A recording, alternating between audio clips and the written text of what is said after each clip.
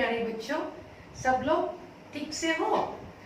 ये देखिए तो आप लोग, आज मैंने यहाँ पे क्या लिखा है? हाँ, if you can't fly run, if you can't run walk, if you can't walk crawl, but whatever you do keep moving towards your goal, है ना?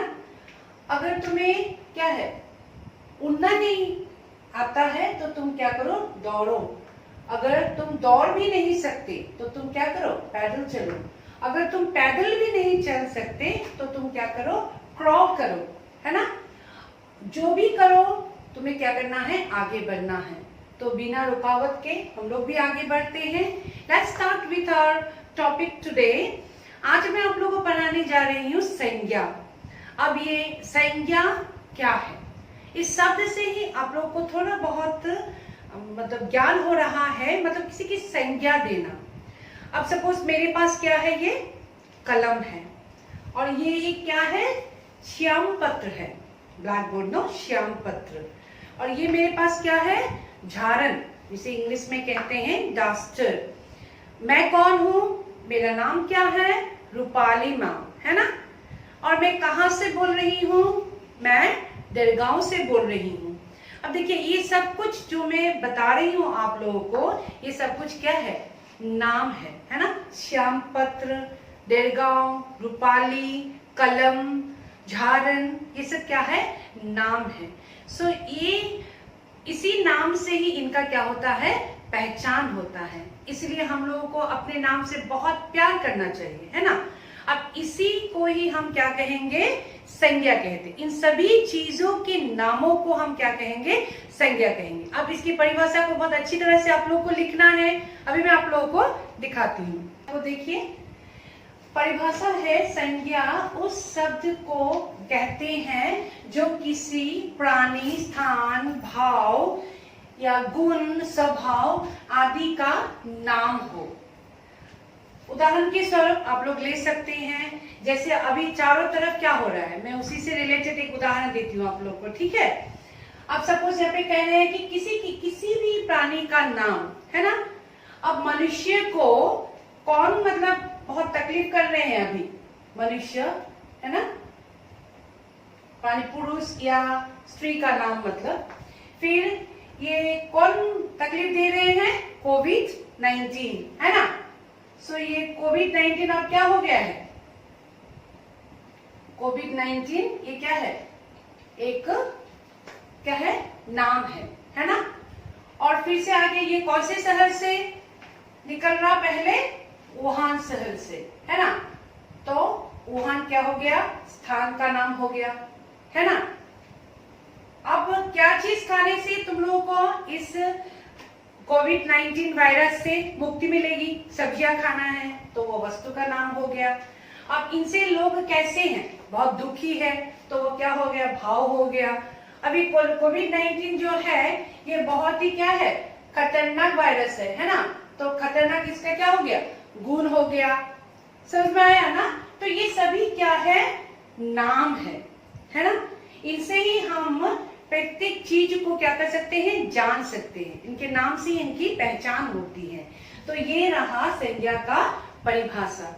मैंने ये उदाहरण दिया है ताकि आप लोगों को अच्छी तरह से याद रहेगा, है ना? तो संज्ञा उस शब्द को कहते हैं जो किसी प्राणी, स्थान, वस्तु, भाव, गुण, स्वभाव आदि का नाम हो। अभी हम पढ़ेंगे संज्ञा के भेद।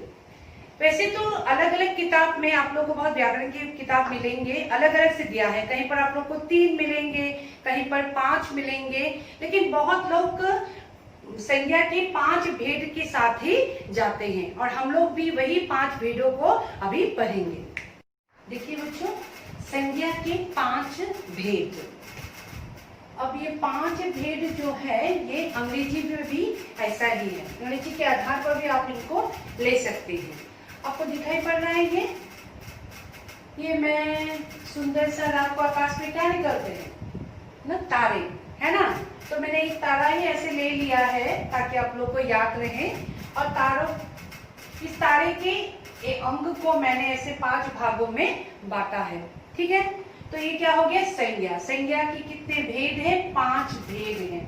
अब पहला क्या है, व्यक्तिवाचक संज्ञा, है ना, फिर जातिवाचक संज्ञा, फिर भाववाचक संज्ञा, समूहवाचक संज्ञा, द्रव्यवाचक संज्ञा। ये हो गया 5 भेद संज्ञा के। ये व्यक्तिवाचक संज्ञा, जिस शब्द से किसी एक वस्तु या व्यक्ति के नाम को बोध हो उसे क्या कहेंगे, व्यक्तिवाचक संज्ञा कहेंगे। फिर आइए जातिवाचक संज्ञा, जिन संज्ञा शब्द से एक ही प्रकार के वस्तुओं या व्यक्तियों के नाम का बोध हो उसे क्या कहेंगे, जातिवाचक संज्ञा कहेंगे। अब भाववाचक संज्ञा, जिन संज्ञा शब्द से किसी वस्तु या व्यक्ति के धर्म, दोष, गुण, व्यापार का बोध हो उसे हम क्या कहेंगे, भाववाचक संज्ञा कहेंगे। और जिन संज्ञा शब्द से वस्तु या व्यक्ति के समूह का बोध हो उसे हम समूहवाचक संज्ञा कहेंगे। और द्रव्यवाचक, जिन संज्ञा से नाप तोल वाली वस्तु के बोध हो उसे क्या कहेंगे, द्रव्यवाचक संज्ञा कहेंगे। अब मैं आपको उदाहरण सहित उनकी परिभाषा देती हूँ, ठीक है। अब बच्चों परिभाषा को देख लीजिए। जिस शब्द से किसी एक वस्तु या व्यक्ति का बोध हो उसे क्या कहते हैं, व्यक्तिवाचक संज्ञा कहते हैं। ये बोला व्यक्तिवाचक संज्ञा, ठीक है। जैसे राम, गांधी जी, गंगा, काशी इत्यादि। राम एक ही का ही नाम है राम, और कोई दूसरा राम नहीं होता है ना। गांधी जी एक ही व्यक्ति का नाम है और कोई दूसरा तो नहीं है। फिर गंगा एक ही नदी के नाम है, फिर काशी एक ही स्थान के नाम है। तो ऐसे जब किसी एक वस्तु या व्यक्ति का नाम प्रतीत होगा वो उसे ही हम क्या कहेंगे, व्यक्तिवाचक संज्ञा कहेंगे। फिर आइए जातिवाचक संज्ञा, जिन संज्ञाओं से एक ही प्रकार की वस्तुओं या व्यक्तियों का बोध हो उन्हें क्या कहते हैं, जातिवाचक संज्ञा। अब ये जातिवाचक देखिए तो मनुष्य, अब ये राम, गांधी जी, ये क्या है, मनुष्य के नाम है। तो मनुष्य क्या हो गया, जाति का नाम हो गया, ठीक है। अब जब उसको प्रॉपरली हम एक नाम कहकर पुकारेंगे तब वो क्या हो जाएगा, व्यक्तिवाचक हो जाएगा। ऐसा कोई मतलब अलग और है नहीं।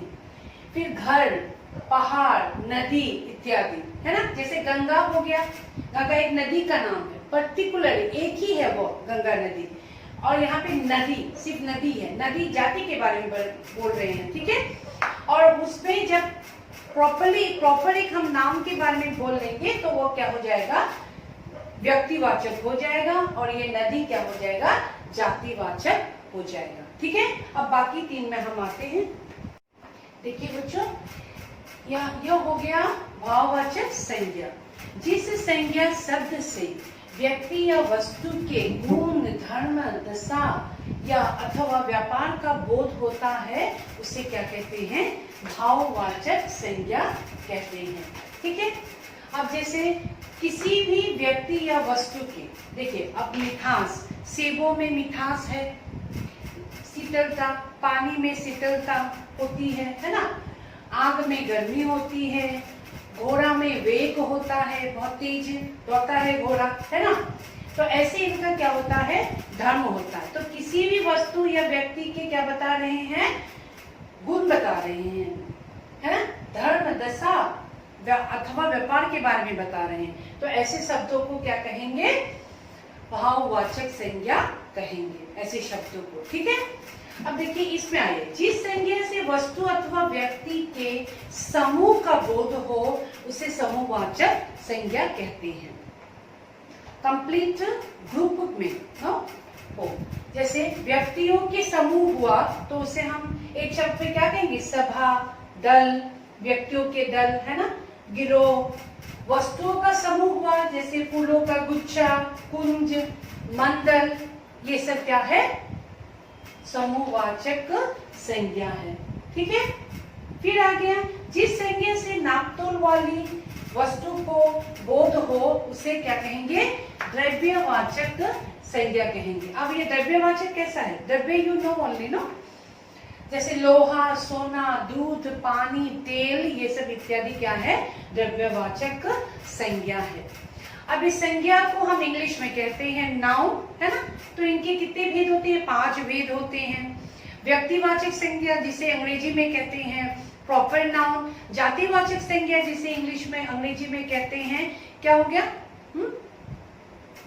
Common noun. फिर आगे हम ये भाववाचक संज्ञा जिसे अंग्रेजी में कहते हैं एब्स्ट्रैक्ट नाउन।